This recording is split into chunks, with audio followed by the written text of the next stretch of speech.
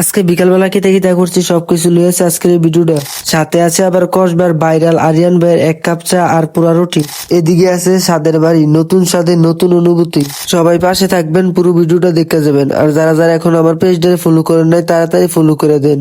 এখন বেলা বাজে 5টা, আমার বিল রোগে আক্রান্ত বন্ধু বান্ধবটি উস্কুরছে আটজনকে হেরা কস বাজাবো, কিন্তু হেরা কোনো জায়গায় যাওয়ার নাম লইলেছে, তাইলে আর ঘর বয়ে থাকুন যেত না। রেডিমেড হয়ে বাড়ি গেছি গিয়া, বাড়ি হয়ে দেখি মাইকেল রাকিবে রেডি হয়ে আই পড়ছে। হেতারে জিগাইতাছি কস বাজাবি কি রে, হেতে কইতাছে এই ঠান্ডা ঠান্ডা ওয়েদারে চার লগে ফুরা রুটি দিয়ে খাইলে কি একটা মজা লাগবে। আমরা এদিকে তো নাই আর ইতে লাগে আজ কস বাজাইতাছি। হেরার কোনো খানো যাওয়ানো উস্কুরছে, মানে আমার ফ্লাইটের টিকিট রেডি। এখন আইটা দর জন যেত না কসবা, এর লাগে আমরা উড়োজাহাজটারে লইয়ে লইছি। উড়োজাহাজও বইয়া যাইতাছি গা কসবার উদ্দেশ্যে। এদিকে ঠান্ডা বাতাস খাইতে খাইতে আইয়া পড়ছি বাউনবাড়িয়া। মাইকেল রাকিবে বুঝতে পারছে না সন্ধ্যার সময় যে এত শীত করবো। তে কইতাছে আমি যদি আগে জানতাম জীবনে শীতের কাপড় ছাড়া আইলাম নইলে। এদিক দিয়ে রাইপে আবার তারা সান্ত্বনা দিতেছে, আইয়া যে তুই ফরছ তখন আর কি আরবি। তে কইতাছে শাড়ির তলে যদি একটা কিছু তখন থাকতো তাইলে মনটারে বুঝতে যেত। এদিক দিয়ে নিজে মেয়ে আবার মাইকেল রাকিবে কইতাছে তোর শৈলমূল যেত এত জমিয়ারছে, তুই এমনি ওটুডারে ঠেল দেখবি তোর শীত মিত যাইব গা। রাইপা কইতাছে তার বুদ্ধিটা খারাপ না, তুই এই কামটা করলে পারস। তে কইতাছে সাপ ভরে ভাই এত কিছু দরকার নাই, জিমনি সিমনি বালা। আমরা কইতাছে আমরা কি সমস্যা, শীতে তোর শৈলমূল বয়ে থাকবো। এরপর আমরা ফাইজলামি করতে করতে আয়া পড়ছি কসবার রাজধানীর ভিত্তে। আর যারা যারা কসবার থেকে ভিডিওটা দেখতেছেন অবশ্যই ছোট্ট করে একটা কমেন্ট করে যাবেন। আমরা কসবা আয়া বিচারতেছি ভাইরাল চা আর পুরা রুটির দোকানটা কই।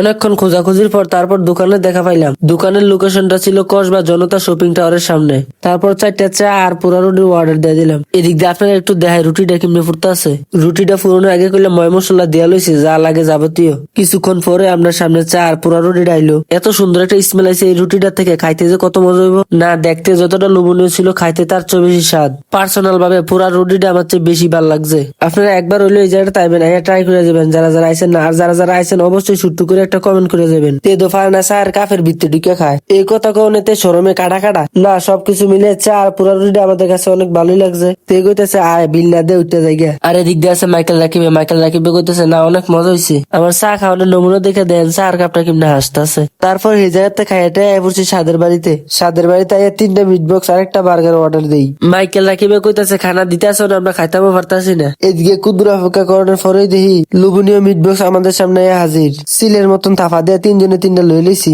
আর আপনারা না মিট বক্স দেখতে আমি দেখতাছি 1 বক্স শান্তি। কসবা স্বাদের বাড়ি মিট বক্স খাচ্ছি, খুবই আরাম পাচ্ছি।